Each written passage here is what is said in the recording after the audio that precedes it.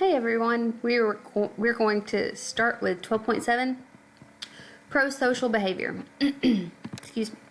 Prosocial behavior is when you volunteer to help others. Altruism is when you help others without weighing the cons. A lot of us saw this when we watch videos of 9/11.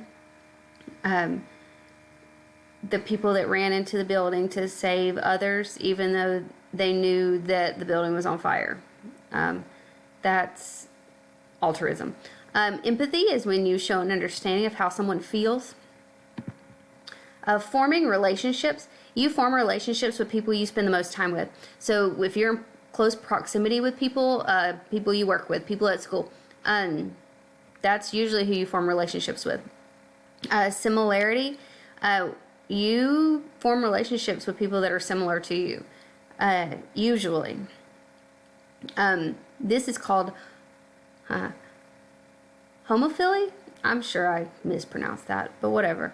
The downside of forming relationships with people that are similar to us is that we are not exposed to other races, religions, cultures, and so we probably need to expand our relationships.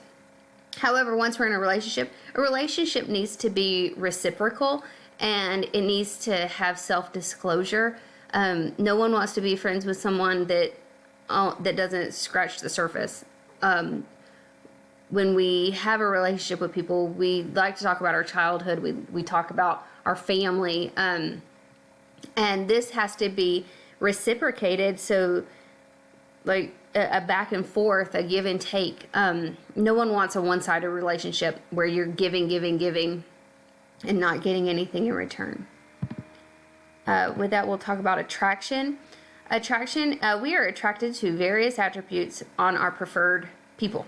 In our book, it talks about that they've surveyed people about what they're attracted to. Some of the attributes are they're symmetrical, that the people we're attracted to are symmetrical, and usually they're thin. For men, they're tall. For women, they have large eyes. It's kind of strange. Anyways, also when we're attracted to somebody, we actually, according to our book, is we weigh out if our attraction is comparable to their, or our looks are comparable to their looks. So what I put is people weigh how someone looks based on how compatible their looks are. Excuse me. So the example in the book talks about if there was a movie star that you were in close proximity to, that usually you wouldn't go and speak to them because they're a movie star. And they're usually prettier than us. So Sternbergs love triangle. This is not what it's called in the book. I just put that because I thought it was funny. It's actually called Sternbergs' triangular theory of love. This is what he thinks. Consummate love is the trifecta of love. It's intimacy, passion, and commitment. It's everything that you need in a relationship. Empty love is just commitment. You don't have any passion and you don't have any intimacy. And romantic love is when you have passion and intimacy, but you're lacking the commitment.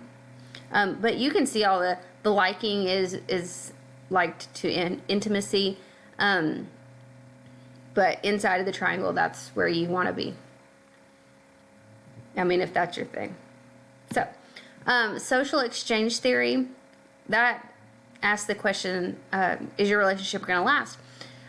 It's naive economists. It's the cost of the relationship and the benefits. In our book, it shows the scale on the give and the take. If it outweighs the benefits. So I think that I would be upset if I found my significant other's pros and cons list about me, but that's just me. Anyways, that is 12.7. I will see you for chapter 15. Bye, y'all.